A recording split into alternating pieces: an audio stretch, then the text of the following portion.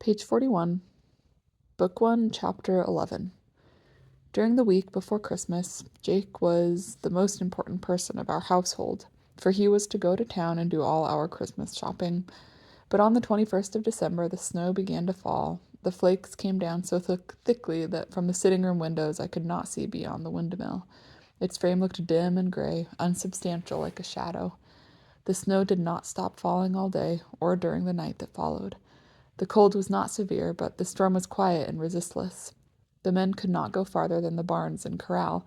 They sat about the house most of the day as if it were Sunday, greasing their boots, mending their suspenders, plaiting whiplashes. On the morning of the 22nd, Grandfather announced at breakfast that it would be impossible to go to Black Hawk for Christmas purchases. Jake was sure he could get through on horseback and bring home our things in saddlebags, but Grandfather told him the roads would be obliterated, and a newcomer in the country would be lost 10 times over. Anyway, he would never allow one of his horses to be put to such a strain. We decided to have a country Christmas without any help from town. I'd wanted to get some picture books for Yulka and Antonia. Even Yulka was able to read a little now. Grandmother took me into the ice-cold storeroom where she had some bolts of gingham and sheeting. She cut squares of cotton cloth, and we sewed them together into a book. We bound it between pasteboards, which I covered with brilliant calico, representing scenes from a circus. For 2 days I sat at the dining room table pasting this book full of pictures for Yulka. We had files of those good old family magazines which used to publish colored lithographs of popular paintings, and I was allowed to use some of these. I took Napoleon announcing the divorce to Josephine for my frontispiece. On the white pages I grouped Sunday school cards and advertising cards which I had brought from my old country. Fuchs got out the old candle molds and made tallow candles. Grandmother hunted up her fancy cake cutters and baked gingerbread men and roosters, which we decorated with burnt sugar and red cinnamon drops. On the day before Christmas, Jake packed the things we were sending to the Shimerdas in his saddlebags and set off on Grandfather's gray gelding. When he mounted his horse at the door, I saw that he had a hatchet slung to his belt, and he gave Grandmother a meaning look which told me he was planning a surprise for me. That afternoon I watched long and eagerly from the sitting-room window. At last I saw a dark spot moving on the west hill, beside the half-buried cornfield, where the sky was taking on a coppery flush from the sun that did not quite break through. I put on my cap and ran out to meet Jake. When I got to the pond, I could see that he was bringing in a little cedar tree across his pommel. He used to help my father cut Christmas trees for me in Virginia, and he had not forgotten how much I liked them. By the time we had placed the cold, fresh-smelling little tree in a corner of the sitting room, it was already Christmas Eve. After supper, we all gathered there, and even Grandfather, reading his paper by the table, looked up with friendly interest now and then. The cedar was about 5 feet high and very shapely. We hung it with the gingerbread animals, strings of popcorn, and bits of candle, which Fuchs had fitted into pasteboard sockets. Its real splendors, however, came from the most unlikely place in the world, from Otto's cowboy trunk. I'd never seen anything in that trunk but old boots and spurs and pistols, and a fascinating mixture of yellow leather thongs, cartridges, and shoemaker's wax. From under the lining he now produced a collection of brilliantly colored paper figures, several inches high and stiff enough to stand alone. They had been sent to him year after year by his old mother in Austria. There was a bleeding heart in tufts of paper lace. There were the 3 kings gorgeously apparelled, and the ox and ass and the shepherds. There was the baby in the manger and a group of angels singing. There were camels and leopards, held by the black slaves of the 3 kings. Our tree became the talking tree of the fairy tale. Legends and stories nestled like birds in its branches. Grandmother said it reminded her of the tree of knowledge. We put sheets of cotton wool under it for a snowfield and Jake's pocket mirror for a frozen lake. I can see them now, exactly as they looked, working about the table in the lamplight. Jake with his heavy features, so rudely molded that his face seemed somehow unfinished. Otto with his half ear and the savage scar that made his upper lip curl so ferociously under his twisted mustache. As I remember them, what unprotected faces they were, their very roughness and violence made them defenseless. These boys had no practiced manner behind which they could retreat and hold people at a distance. They had only their hard fists to batter at the world with. Otto was already one of those drifting, case-hardened laborers who never marry or have children of their own, yet he was so fond of children. Chapter 12. On Christmas morning, when I got down to the kitchen, the men were just coming in from their morning chores. The horses and pigs always had their breakfast before we did. Jake and Otto shouted "Merry Christmas" to me and winked at each other when they saw the waffle irons on the stove. Grandfather came down wearing a white shirt and his Sunday coat. Morning prayers were longer than usual. He read the chapters from St. Matthew about the birth of Christ, and as we listened, it all seemed like something that had happened lately and near at hand. In his prayer, he thanked the Lord for the first Christmas and for all that it had meant to the world ever since. He gave thanks for our food and comfort and prayed for the poor and destitute in great cities, where the struggle for life was harder than it was here with us. Grandfather's prayers were often very interesting. He had the gift of simple and moving expression. Because he talked so little, his words had a peculiar force. They were not worn dull from constant use. His prayers reflected what he was thinking about at the time, and it was chiefly through them that we got to know his feelings and his views about things. After we sat down to our waffles and sausage, Jake told us how pleased the Shimerdas had been with their presents. Even Ambrose was friendly and went to the creek with him to cut the Christmas tree. It was a soft gray day outside with heavy clouds working across the sky and occasional squalls of snow. There were always odd jobs to be done about the barn on holidays, and the men were busy until afternoon. Then Jake and I played dominoes while Otto wrote a long letter home to his mother. He always wrote to her on Christmas Day, he said, no matter where he was and no matter how long it had been since his last letter. All afternoon he sat in the dining room. He would write for a while, then sit idle, his clenched fist lying on the table, his eyes following the pattern of the oilcloth. He spoke and wrote his own language so seldom that it came to him awkwardly. His effort to remember entirely absorbed him. At about 4 o'clock, a visitor appeared. Mr. Shimerda, wearing his rabbit-skin cap and collar and new mittens his wife had knitted. He had come to thank us for the presents and for all grandmother's kindness to his family. Jake and Otto joined us from the basement, and we sat about the stove enjoying the deepening gray of the winter afternoon and the atmosphere of comfort and security in my grandfather's house. This feeling seemed completely to take possession of Mr. Shimerda. I suppose in the crowded clutter of their cave the old man had come to believe that peace and order had vanished from the earth, or existed only in the old world he had left so far behind. He sat still and passive, his head resting against the back of the wooden rocking chair, his hands relaxed upon his arms. His face had a look of weariness and pleasure, like that of sick people when they feel relief from pain.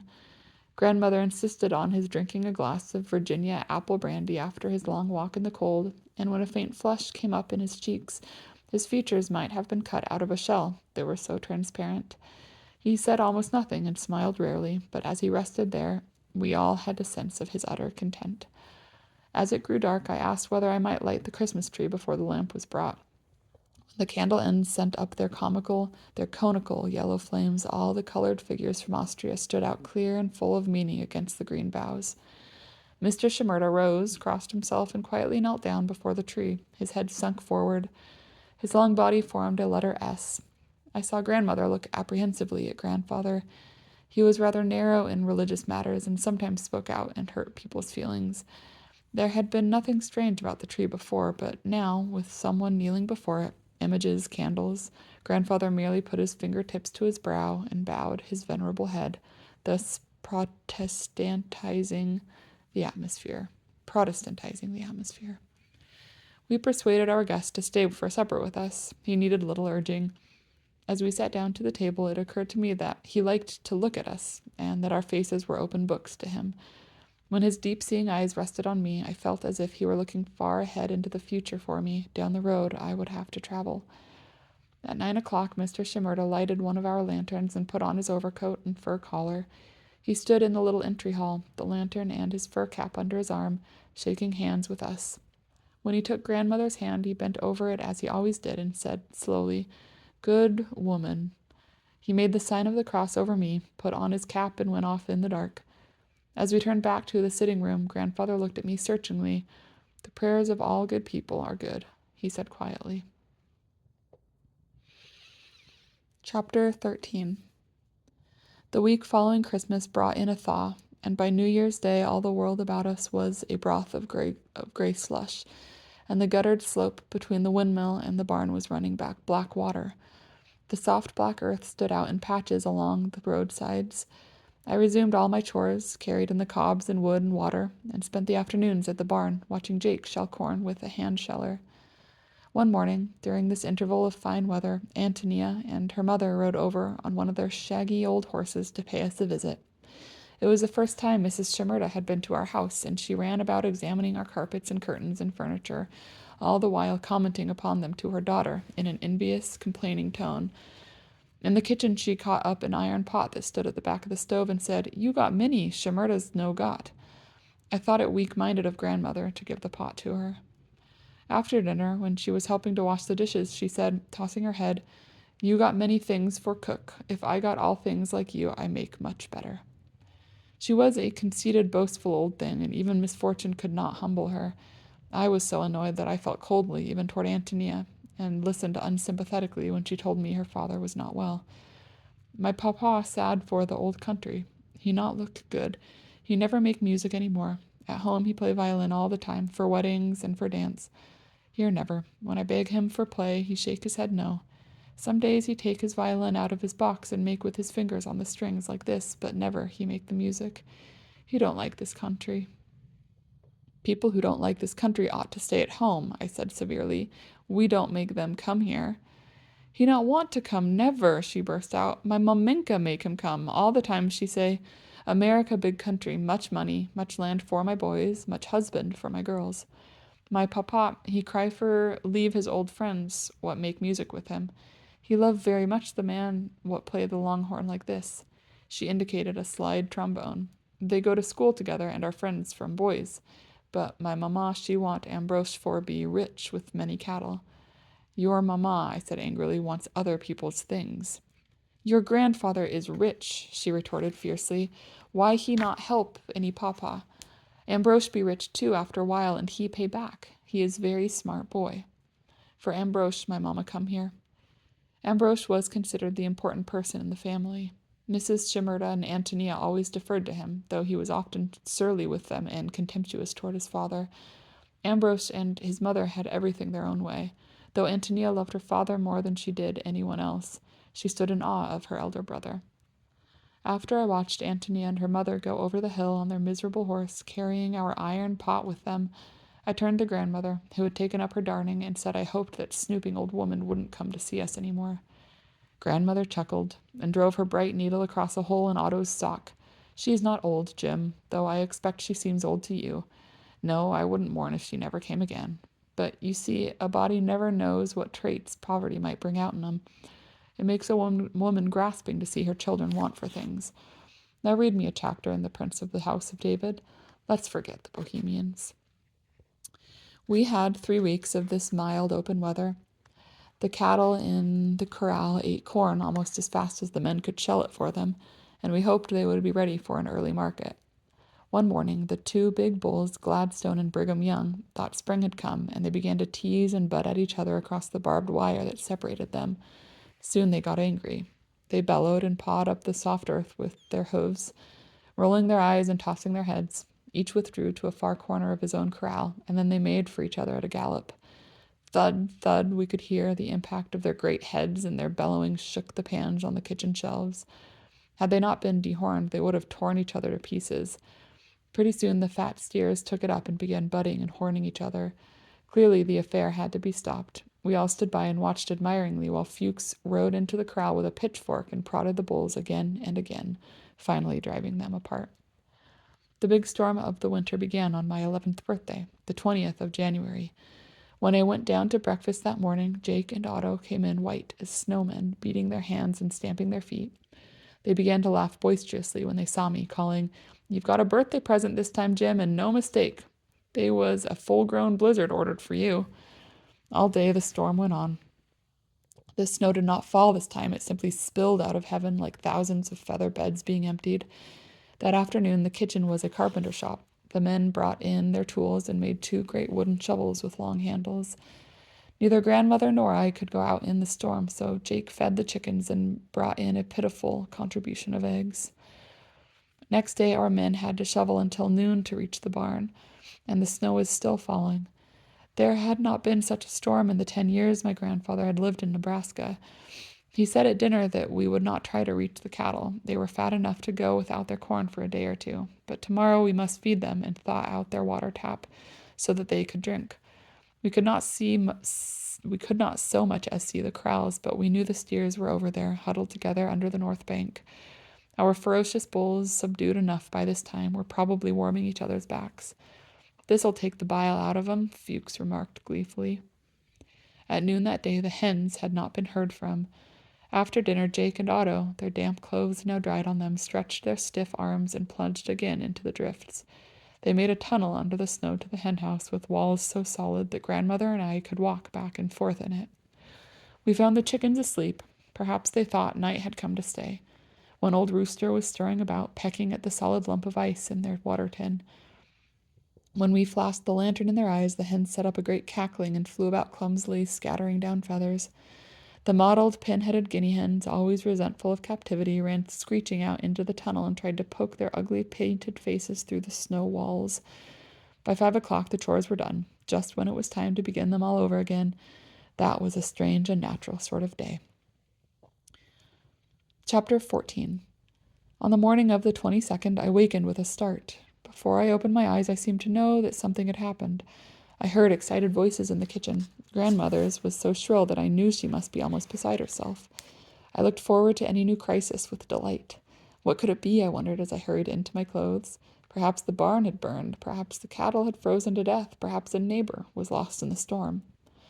Down in the kitchen, Grandfather was standing before the stove with his hands behind him. Jake and Otto had taken off their boots and were rubbing their woolen socks. Their clothes and boots were steaming, and they both looked exhausted. On the bench behind the stove lay a man, covered up with a blanket. Grandmother motioned me to the dining room. I obeyed reluctantly.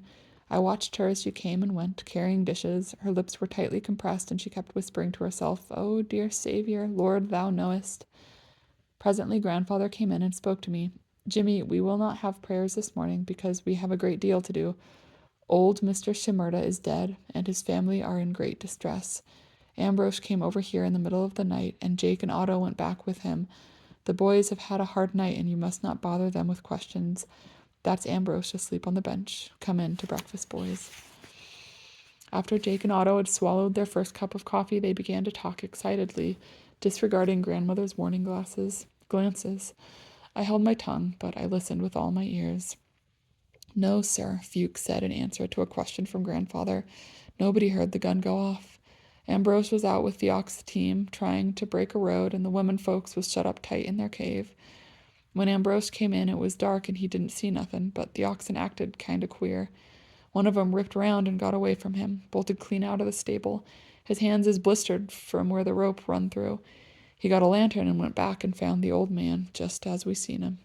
Poor soul," grandmother groaned.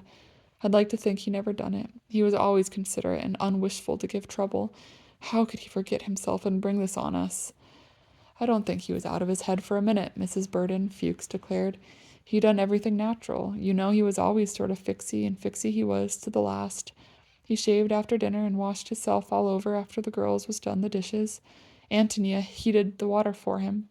Then he put on a clean shirt and clean socks, and after he was dressed he kissed her and the little ones and took his gun and said he was going out to hunt rabbits. He must have gone right down to the barn and done it then. He laid down on that bunk bed, close to the ox stalls where he always slept. When we found him, everything was decent, except—" Fuchs wrinkled his brow and hesitated. "Except what he couldn't not wise foresee. His coat was hung on a peg, and his boots was under the bed. He took off that silk neckcloth he always wore and folded it smooth and stuck his pen through it. He turned back his shirt at the neck and rolled up his sleeves. 'I don't see how he could do it,' grandmother kept saying.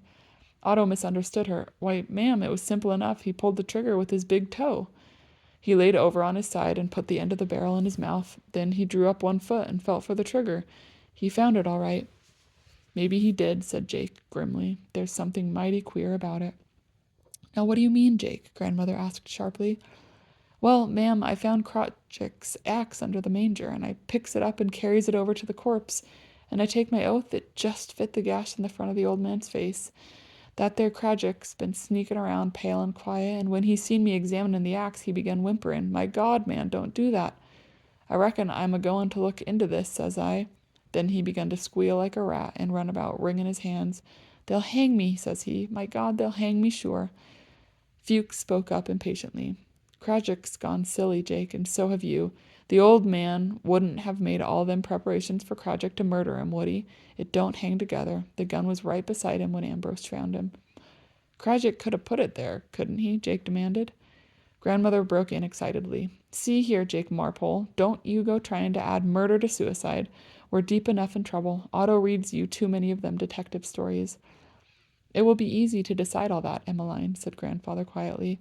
If he shot himself in the way they think, the gash will be torn from the inside outward. Just so it is, Mr. Burden, Otto affirmed. I seen bunches of hair and stuff sticking to the poles and straw along the roof. They was blown up there by gunshot, no question. Grandmother told Grandfather she meant to go over to the Shimerdas with him. There's nothing you can do, he said doubtfully. The body can't be touched until we get the coroner here from Black Hawk, and that will be a matter of several days, this weather. Well, I can take them some victuals anyway and say a word of comfort to them poor little girls. The oldest one was his darling, and was like a right hand to him. He might have thought of her.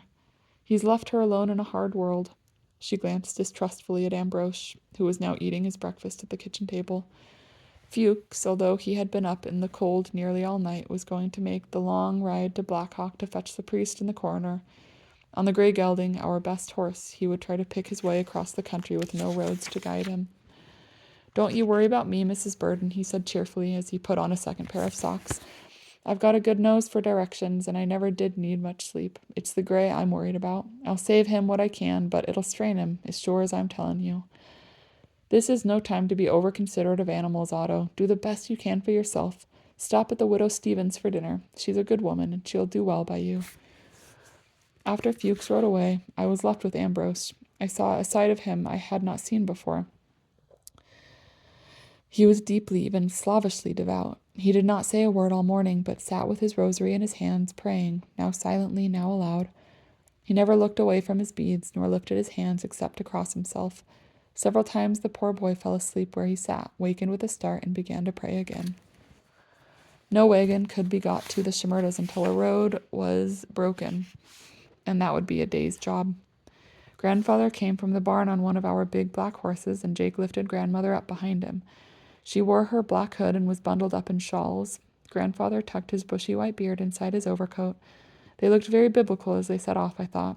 Jake and Ambrose followed them, riding the other black and my pony, carrying bundles of clothes that we had got together for Mrs. Shimerda. I watched them go past the pond and over the hill by the drifted cornfield. Then, for the first time, I realized that I was alone in the house. I felt a considerable extension of power and authority and was anxious to acquit myself creditably. I carried in cobs and wood from the long cellar and filled both the stoves.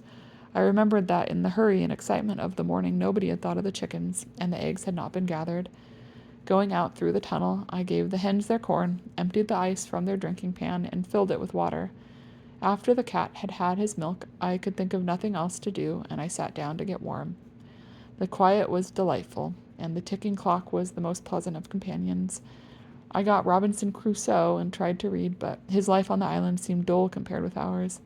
Presently, as I looked with satisfaction about our comfortable sitting room, it flashed upon me that if Mr. Shimerda's soul were lingering about in this world at all, it would be here in our house, which had been more to his liking than any other in the neighborhood. I remembered his contented face when he was with us on Christmas Day. If he could have lived with us, this terrible thing would never have happened. I knew it was homesickness that had killed Mr. Shimerda, and I wondered whether his released spirit would not eventually find its way back to his own country. I thought of how far it was to Chicago, and then to Virginia, to Baltimore, and then the great wintry ocean. No, he would not at once set out upon that long journey. Surely his exhausted spirit, so tired of cold and crowding and the struggle with the ever-falling snow, was resting now in this quiet house. I was not frightened, but I made no noise. I did not wish to disturb him. I went softly down to the kitchen, which, tucked away so snugly underground, always seemed to me the heart and center of the house. There on the bench behind the stove, I thought and thought about Mr. Shimerda. Outside, I could hear the wind singing over hundreds of miles of snow. It was as if I had let the old man in out of the tormenting winter, and were sitting there with him. I went over all that Antonia had ever told me about his life before he came to this country, how he used to play the fiddle at weddings and dances. I thought about the friends he had mourned to leave, the trombone player, the great forest full of game, belonging, as Antonia said, to the nobles, from which she and her mother used to steal wood on moonlight nights. There was a white hart that lived in that forest, and if anyone killed it, he would be hanged, she said. Such vivid pictures came to me that they might have been Mr. Shimerda's memories, not yet faded out from the air in which they had haunted him. It had begun to grow dark when my household returned, and grandmother was so tired that she went at once to bed. Jake and I got supper, and while we were washing the dishes, he told me in loud whispers about the state of things over at the Shimerdas'. Nobody could touch the body until the coroner came. If anyone did, something terrible would happen, apparently. The dead man was frozen through, just as stiff as a dressed turkey you hang out to freeze, Jake said. The horses and oxen would not go into the barn until he was frozen so hard that there was no longer any smell of blood. They were stabled there now with the dead man because there was no other place to keep them. A lighted lantern was kept hanging over Mr. Shimerda's head. Antonia and Ambrose and the mother took turns going down to pray beside him. The crazy boy went with them because he did not feel the cold. I believed he felt cold as much as anyone else, but he liked to be thought insensible to it. He was always coveting distinction, poor Merrick. Ambrose, Jake said, showed more human feeling than he would have supposed him capable of, but he was chiefly concerned about getting a priest, and about his father's soul, which he believed was in a place of torment, and would remain there until his family and the priest had prayed a great deal for him. As I understand it, Jake concluded, it will be a matter of years to pray his soul out of purgatory, and right now he is in torment. I don't believe it, I said stoutly. I almost know it isn't true. I did not, of course, say that I believed he had been in that very kitchen all afternoon, on his way back to his own country. Nevertheless, after I went to bed, this idea of punishment and purgatory came back on me crushingly. I remembered the account of Dives in torment, and shuddered. But Mr. Shimerda had not been rich and selfish. He had only been so unhappy that he could not live any longer.